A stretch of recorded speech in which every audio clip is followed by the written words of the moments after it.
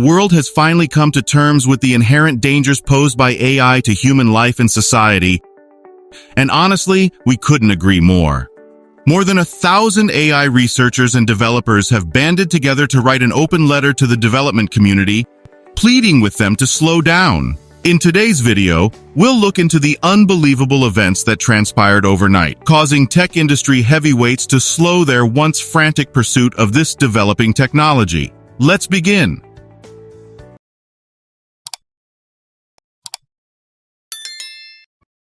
Now, we know that the field of generative artificial intelligence has been undergoing a spectacular increase in advancement in recent times, where this rush in advancement has been marked by the release of amazing tools and bots, such as OpenAI's ChatGPT and Google's Bard.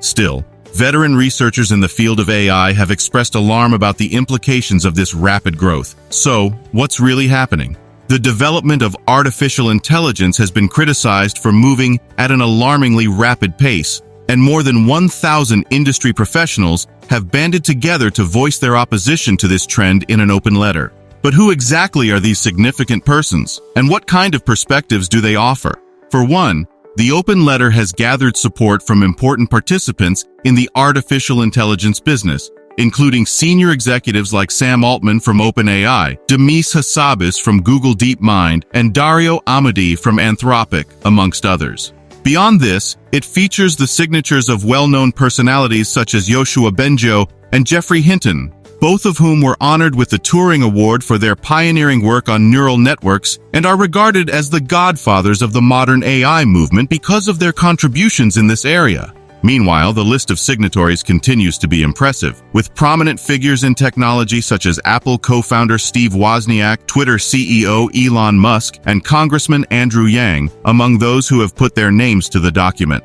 Not to mention, the impact of the open letter is significantly increased since it was published on the website of the Future of Life Institute, which is an organization that is committed to ensuring that revolutionary technology is used for the good of humanity. Now, at its essence, the letter makes a plea to organizations that are now engaged in the development of artificial intelligence models that are more advanced than the GPT-4 that was only recently released to suspend their work for at least 6 months.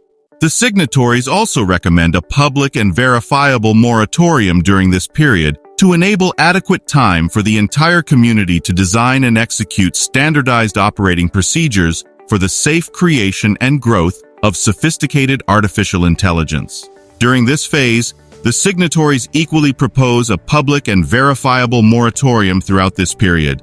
This preventative action is particularly important in the run-up to the launch of GPT-5, the next generation in the series. On top of that, the open letter emphasizes the necessity of stringent audits and outside supervision of these AI operations. Audits, according to the suggestions, must be carried out by experts who do not belong to any particular organization in any capacity. Additionally, it has been determined that this type of external scrutiny is required in order to guarantee transparency and reduce the likelihood of prejudice. Meanwhile, the notion that artificial intelligence systems, in particular the forthcoming GPT-5 version with human-level intelligence, can pose serious threats to society and mankind is the reason for this urgent plea to cease research.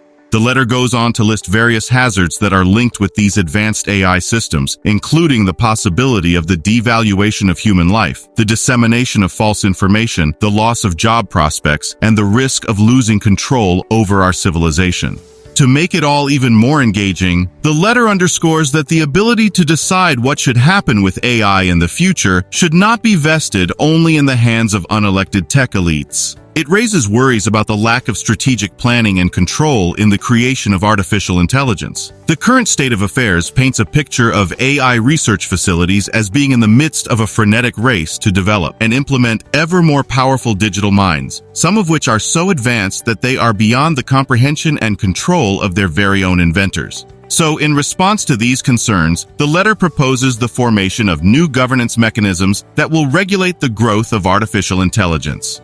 These systems would then assist in differentiating content that was made by AI from content that was created by humans, hold AI labs accountable for any harm caused, enable society to adapt to the disruptions brought about by AI, particularly in democratic systems, and address a variety of other important elements. In spite of the gravity of the issue, the letter ends on an upbeat and optimistic note, though, offering a picture of a future in which human beings and AI systems coexist seamlessly. Not to forget, it highlights how important it is to solve the existing difficulties and shape the development of AI in a way that ensures the health and well-being of humankind, as well as its further flourishing.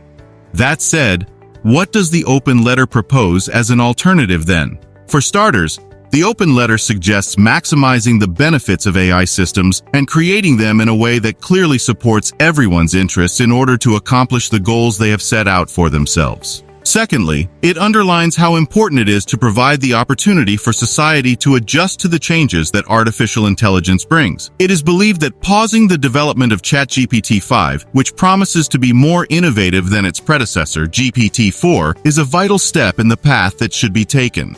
Yet it is still unclear how the letter will be interpreted and how it will be received. Both financially and in terms of their reputations, AI research organizations like OpenAI have tremendous motivations to keep developing the models they've been working on. And although the writers of the letter contend that prioritizing these incentives poses an unacceptable risk due to the potential consequences and our inadequate awareness of those risks, the ultimate success of the letter's message will be determined by the amount of time that has gone since the letter's publication. Luckily, there is a growing consensus among experts that the unrestrained growth of AI could lead to disruptive societal effects within a few years. For instance, these consequences could include the loss of jobs, decreased wages, and increased crime. And as a result of this broad worry, powerful figures in the business world have begun advocating for more stringent restrictions regarding AI, even as they race to improve their own AI systems, where notable examples include Altman, Hassabis, and Amadei, all of whom recently participated in a meeting with Vice President Kamala Harris and President Joe Biden to explore the regulation of artificial intelligence. During his testimony before the Senate, Altman in particular underlined how important it was for the government to intervene and regulate certain industries. In a nutshell, the release of the open letter signals a key turning point for industry leaders who had previously raised concerns behind closed doors but are now confronting the risks connected with the technology they are developing in a public forum as a result of the publishing of the open letter. Given Dan Hendricks, the executive director of the Center for AI Safety, considers the letter as a significant step forward in acknowledging and addressing these concerns.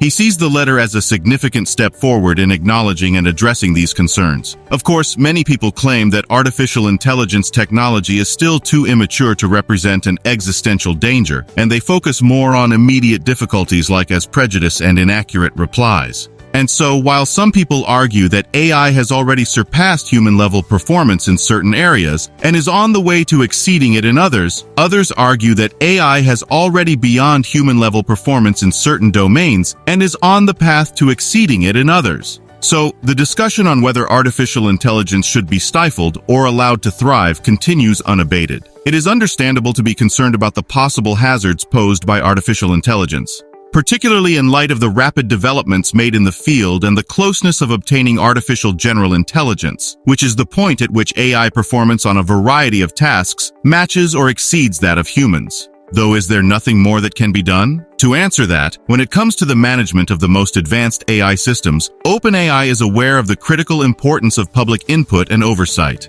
So with that in mind, decisions about the implementation of such systems and the scope of their authority should then be decided through democratic means. In this way, people from all over the world might work together to determine what AI's baseline parameters should be, ultimately giving us more leverage and control over everything. Is public and professional oversight really that necessary? Let us know in the comments below, and be sure to like and subscribe to the channel to catch us for future updates. Thanks for watching.